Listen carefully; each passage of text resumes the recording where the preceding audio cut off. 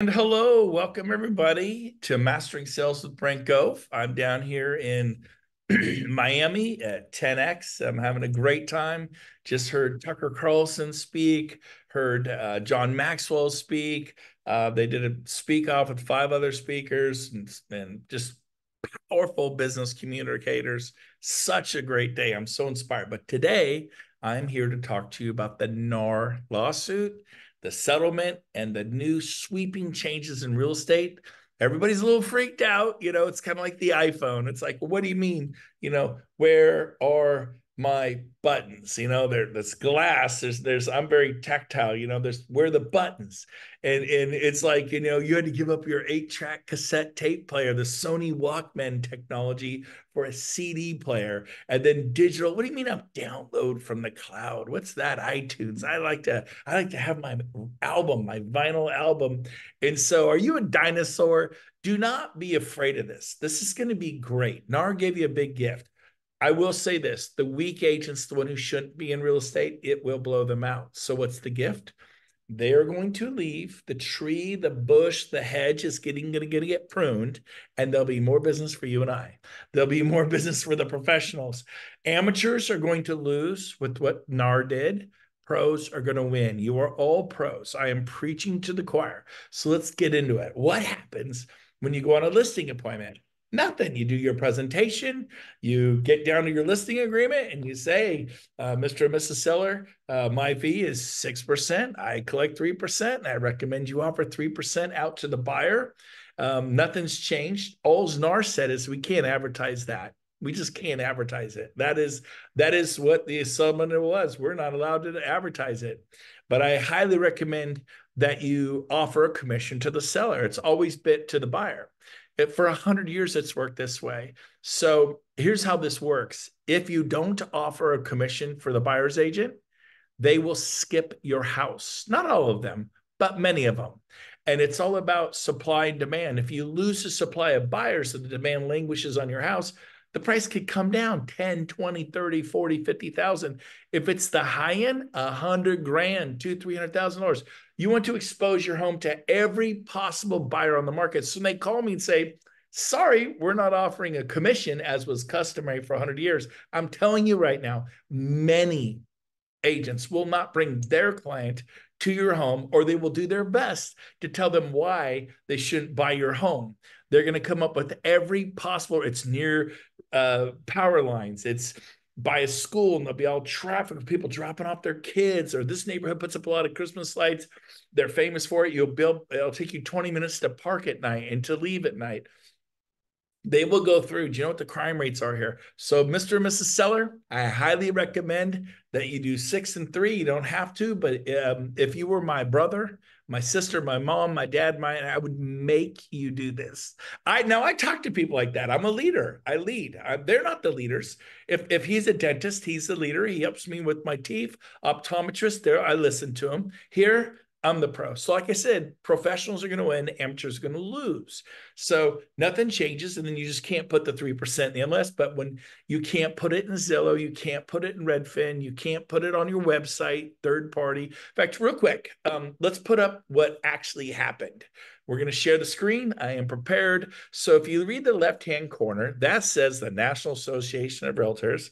And then at the top, reaches agreement to resolve the nationwide claims brought on by home sellers. So here are the 3 big changes. Number 1, cooperative commission is no longer required, but highly encouraged.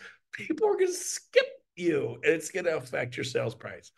It remains optional, as it always has been, by the way, for 100 years.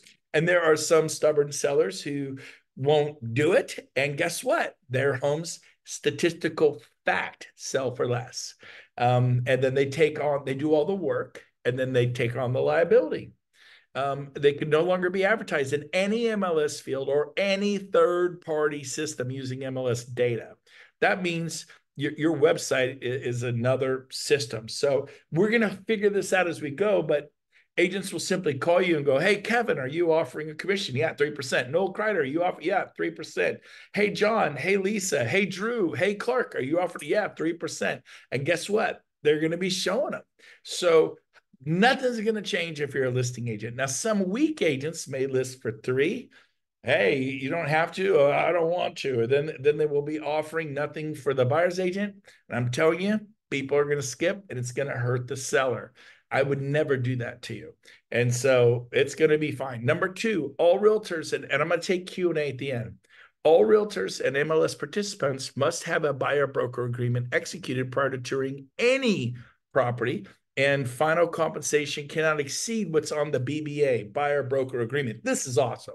This is a Christmas present. This is, on the East Coast, they use buyer broker agreement. They couldn't imagine not using it. On the West Coast, we're like Arizona, New Mexico, Texas, Idaho, Utah, Oregon. Like 1% of the agents use BBA. On the East Coast, everybody uses it. It's actually how it's done.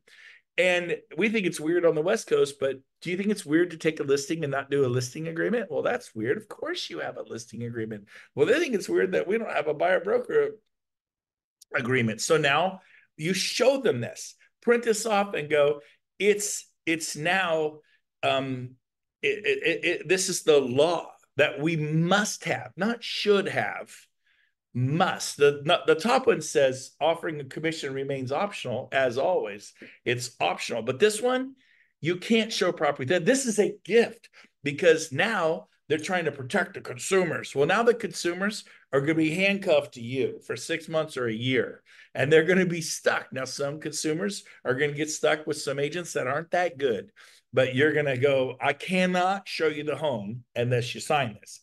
It's like the law. And so guess what? They're going to sign. Fine. Where do I sign? And you okay. And the way this works is the commission is 3%, not 2.5, not 2. The MLS, it's been a race to the bottom. It's been 3, 2.75, 2.5, 2.25, 2. It's been dropping. Well, now that they have to do a BBA, you just say my fee is 3. It's pretty standard fee, 3%. It's what it is. And what this new lawsuit says, Mr. Buyer, Mrs. Seller, is that the big lawsuit says we want the buyer to have the right to have to pay it. And we want the seller to have the right not to have to pay it, which incidentally, the seller's always had the right not to pay it. That's always been the case, but that's a whole nother story.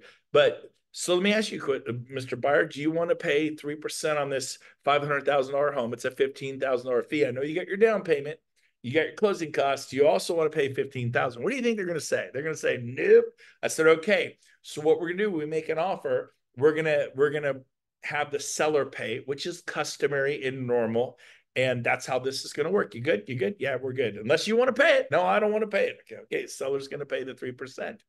Now, the reason you don't want to put 2 or 2.5, because if I call Kevin or John or Lisa or Noel Kreider or Drew Johnson, and he's offering 3, and in my BBA, I put 2, all you get is 2. Maybe they tell, we'll give you 3.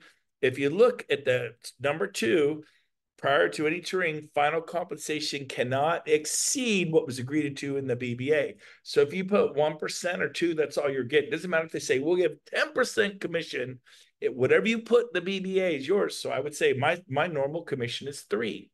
H&R Block will do your taxes for, I don't know, $175.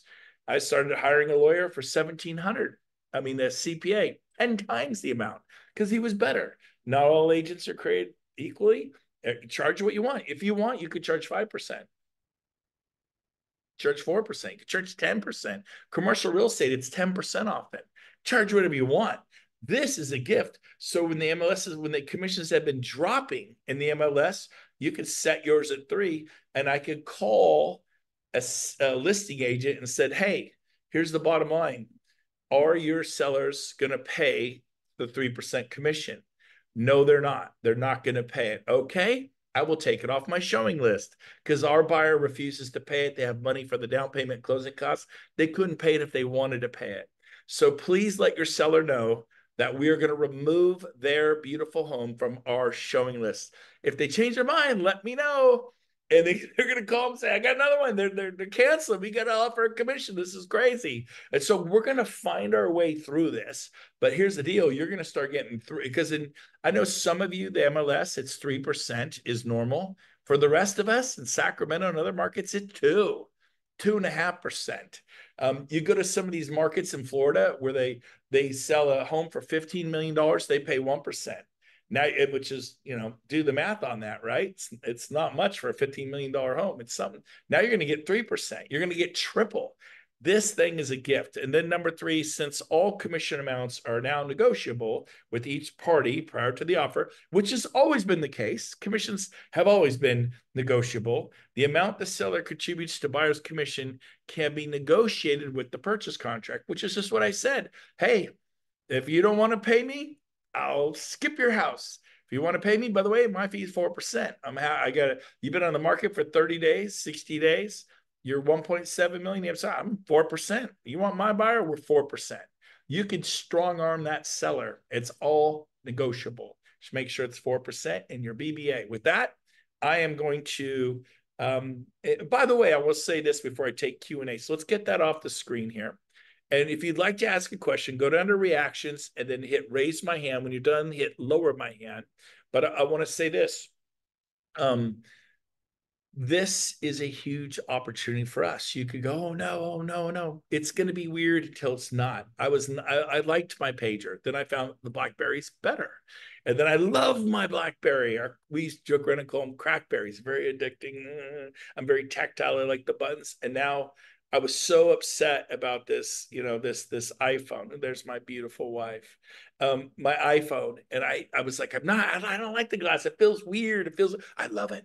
I absolutely love it now. I can run an empire from Costa Rica in a hammock with this bad boy. And let me tell you what, you're going to love what NAR did for us on accident. They rolled over, and the pros are going to make more money.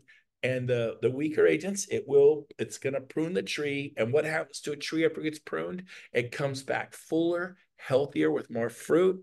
This is a win for us, not a loss. You just got to know what you're doing. So with that, I'm going to go to Matthew Stewart. Matthew, the floor is yours. We'll do some Q&A on this real quick. Hey, buddy. Yeah. So question, can you do a BBA specifically to each property?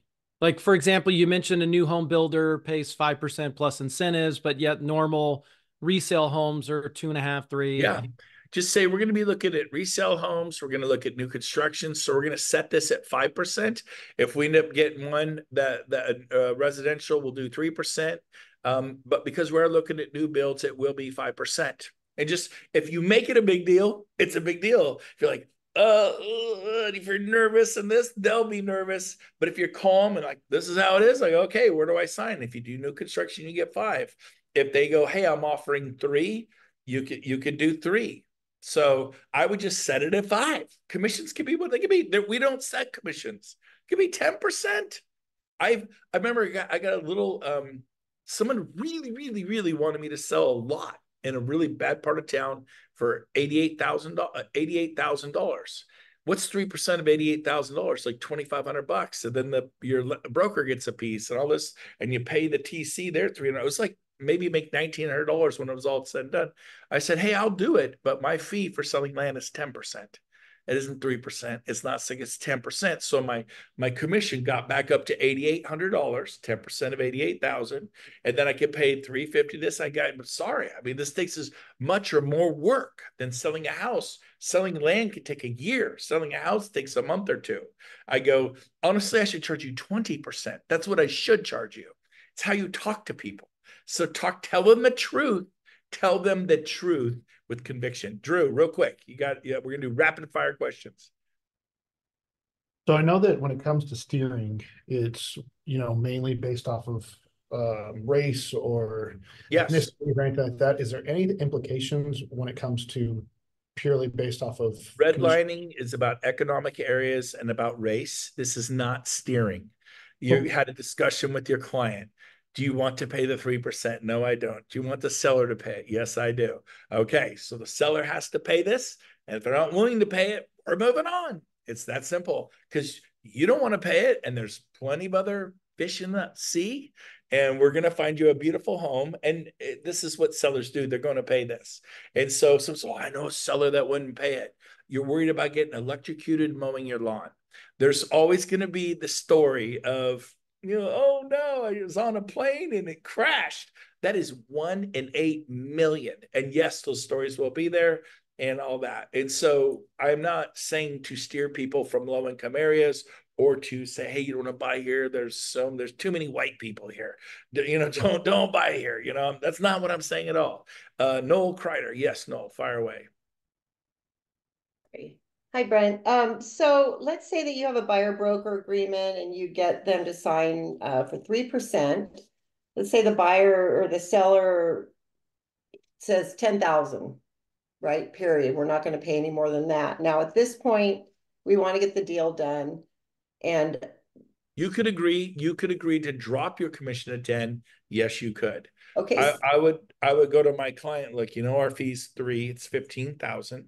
The seller will only do 10, so you're gonna have to make up the 5 if we go after this house. Are you good with that? So what we'll do is we'll negotiate the price of the home, and we're gonna put 5,000 towards the commission on top of the 10. And so you just gonna have to work it out as you're going through the deal. If the seller wants to sell, like, well, he would have sold it for 770. Now he's going to sell it for 775 and pay $5,000 towards the commission. They want you to negotiate with the purchase price. This has been a total no-no for decades and decades and decades. It was called a fiduciary you're interfering with the fiduciary relationship. It was a massive no-no to punch the seller in the face. And now they're saying, we want you to punch the seller in the face. You get to negotiate your cushion. You can just come and boom and go. And let me tell you what, the players are going to do it because you're worth your pay. Does your CPA say, well, I know my fee's normally $4,000 to your taxes and I'll do it for 1,000? No, you're worth what you're worth. Stand up for yourself. They unleashed us to get what we're worth. And there you go. And you charge what you're worth. If you think you're worth $5,000 a deal, charge 5. You think you're worth 10, charge 10. You think you're worth 40, charge 40. Some people think that's outrageous. I was in Hilton Head. Every commission they get is about 80,000 a pop. They would never work for 40,000. Ever in their wildest dreams would they work for 40,000. They think that's ridiculous. So it's just in your head that 5 or 10 or 20s. It's kind of up to you. You think, well, I don't drive a Lamborghini. That's outrageous. So what do you drive? I drive a Dodge Caravan. What's that cost? Well, fully loaded, it was $55,000. We know to someone in a third world country, that was like 20 years worth of income. And so, it's all relative. So great question, Noel. Thank you. Thank Dana you. Bush, you're up next, then Zizas. Dana, fire away. How is this going to work with open houses? Like myself, I spend a lot of time holding open model homes. Great question. That is a great question. I don't know. No one's asked me that question yet. I'm really curious. If somebody's asked that question from somebody in the know, please inform us. No one said that to me yet. But here's the deal. This is a work in progress. We will, and we are, and we're going to figure this out. It's going to be like, you ever like work with the buyer for 6 months and you come back and you're trying to take him out. You've been out of town. You call him Monday. Hey, you ready to go out this weekend? They go, and you're like, you did what? Yeah, we walked in an open house yesterday in Auburn. We love it. We're so excited. They don't realize you went out for them for weeks, sometimes months. And they're like, we bought a house. And they're so excited. You're like, oh, so great. So the buyer broker agreement stops that from happening. And that creates a lot of pain for people. And it's over. Thank you, NAR. So Dana, I don't have the answer to your question from Lake Jackson, Texas, but it's a great question. Does anybody have the answer to Dana's question that you've checked with the broker? What do we do about open houses? That's a great question. Anybody? I've heard from they did a town hall with our state Realtor Association, and they said they didn't think there was, it's too new, right? Not everybody has it, but they didn't think there was going to be a need for a BVA for open houses. So don't tour the house. It sounds like touring the house at an open house. See, this is shaky, but here's the deal. We're going to figure out, you may, hey, sign this BBA that I think it was Drew. It might've been Matthew. I think Matthew, do you have to do one for every house? Maybe just do an open house. Hey, sign here real quick. This just allows me to show you this house. put your name, your phone number clearly right here. Before you had to you could show them, I cannot tour this house with you. Even if you don't have to, you can show them, hey, according to this, I cannot tour the house. That's the big lawsuit you heard about. Trust me, you guys are in the business. You guys are absolute pros and you're not sure. Could you imagine the consumers? So they literally, people call me, what the heck's going on with real estate? They have no clue. You think, well, I don't know that much. 10 times more than they do, especially after this call. Zesis, fire away, man. Good to see you. Good to see you too. So I had a situation where I held an open house for one of our agents. And then I told the buyer, I said, well, you can buy it. I'll hook you up with the lender. You do have enough equity. So I invited them back the second weekend, all ready to sign the listing agreement and write up an offer. And then some other agent goes, well, I sold them the house 15 years ago and they've been my friend for 20 years and I got screwed out of the deal. And I kept on trying to meet with them. And I'm usually like a listing agent. So, and the buyers I work with buy my listing. So it's kind of awkward when we just like meet someone the first time at a property and you don't have an opportunity. Like I'll get people that call me like, oh, well, I want to use you as an agent because you know what you're doing. And we're tried the online platform agents and they don't help us. And so like I met one and hopefully we'll open up escrow, but it was kind of like awkward to ask them to sign it before you actually enter the house, or people getting them to sign it on the back of their car if they don't get an opportunity to do a buyer broker agreement the first time? According to what we all just read, you cannot tour a home without one signed. Show it to them, you must sign. I can't give up my real estate license. And if I break the law for you to show you this house, what would I do to you during the thing? If somebody else might break the law to show it to you, I obey the law. I don't break the law. And they're going to appreciate that. And the ones who don't appreciate that, you don't want them for clients. So you threw me off. I said, Zesis, I want to hear from you. Then you started talking. I go, man, that doesn't sound like Zesis. And I didn't see where Oh, I thought you said Lisa. Yeah, it's totally fine. It threw me off big time. All right. Well, good question. And again, One other thing too, just before you go on to the next person, I heard there was like an EXP buyer broker agreement. Are you aware of that? Because I was trying to I find have it. not heard of an EXP buyer broker agreement. Has anybody confirmed or denied the existence of that? Anybody heard They of sent an email about a buyer's packet or something, or a buyer packet or something like that. Check your email on that. Okay, so Okay. Lisa, since you brought up this question, I'm going to task you with the job of attacking. What state do you live in again? California. So go attack the California state brokers and ask them about that EXP. The next week, your job is to hit the button because I'm going to forget. You know me, I'm going to forget. And you're going to go, hey, everyone, I got the answer. So great question. You have to do that. And then whoever asked the question about open houses, I think it was earlier, same with you. Go talk to the broker. Let's get some additional information on that because I didn't like that answer. No, open house. It's touring a home. I personally disagree with that on the face. I know you all just want to tour the home and not deal with it. I like the idea of having people, they're yours then, that you own them. Zesis, your turn. Good questions, Lisa. Thank you. Zesis, fire away. Okay. Actually, both of them kind of got answered. I have a broker's agreement right now. It's actually the first one I've ever done since I've been a realtor, right? Never done one until this stuff came up. But it's for a substantial property. The conversation with the buyer turned out, I used the additional terms in the broker agreement that if the seller came back on a home that we found in this price point, because it's not that easy to find here in Las Vegas, would you be willing to pay the shortage from the seller side? And he agreed to that. But what I just heard you say, I like a whole lot better in terms of, hey, it's 3%. If they say no, we can move on, because I actually did have a tour where the selling agent told me right up front in the middle of the tour, there's no seller concession. Yep. So what I would do is pull them off that tour immediately and go, man, it's too bad. I had a motivated buyer that loved your house. I have a cash buyer. That is a shame. Please let your seller know that we're happy to come back if they change their mind, but we are definitely moving on. And ask the listing agent to tell them that. Oh, I would have so much fun. Exactly. That's gonna be fun. We're gonna figure this out, and we're gonna survive. That's exactly what happened. I actually told him, well, the buyer's out of state, so I told him that it was early for that conversation. He hasn't Yeah. shown interest or commitment to See, the house. there's too many homes for sale where they'll pay that. I don't want you to have to pay $15,000, $20,000. So we're gonna skip that house. Tell them, communicate.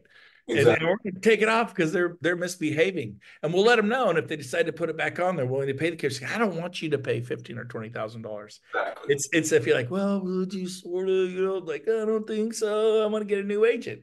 And so you have to be confident, and it is true. Everything I said was spot on. Final question, because we are over time. One Joanne. last question, Brent. On the open house deal, from what I've heard is when the original buyer broker agreement is set up, if there's going to be agents that are going to be used for open house, they need to be listed in the buyer broker's agreement. And then they can show that home under that agreement.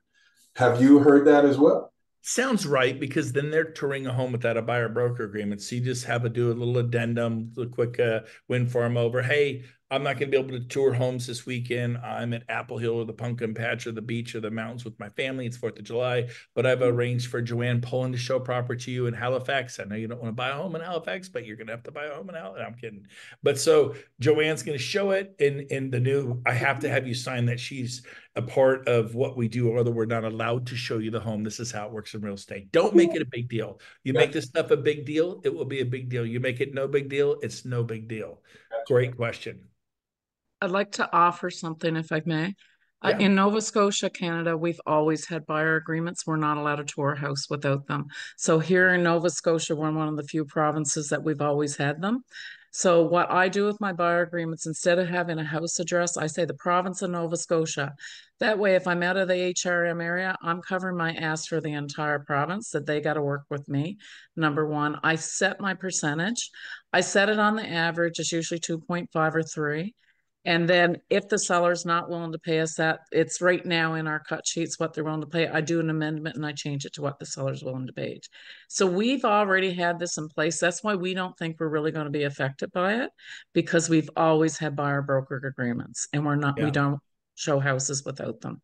Yeah. I'm going to say a really stupid thing. Is NAR a Canadian thing? I thought it was a US thing. No, well, it's different provinces. So we have Nova Scotia Association of Realtors. Yeah, so you're not a part of NAR. No, we're not a part so this of does NAR. not affect you one iota. Not a bit, but people are talking about it. And I think there's some Canadian provinces that don't have buyer brokerage agreements, but Nova Scotia is ahead of the times, I guess, because we've always had them, which sort of protects the buyers, have already stipulated where it's going to land, right? So people on the East Coast, thank you, Joanne, North Carolina, South Carolina, New Jersey, New York, Maine, they all use these things. They're like, think we're weird for not using them. We're all freaked out. We have to use them. It's like switching to a smartphone or an iPhone from your little Nokia with the buttons. And it's going to be a good thing. So I don't see any more hands raised. So I'm going to get back into 10X right now. I love you all. We'll see you next week. Same time, same place, same bat channel. 1:30 Pacific, 4:30 Eastern for the agent attraction training. And of course, this is Mastering Sales with Brent Gove. So that's 2:10 Pacific and 5:10 Eastern. We will see you there. Love you guys. Have a great day. Bye from Miami, Florida. Bye from now.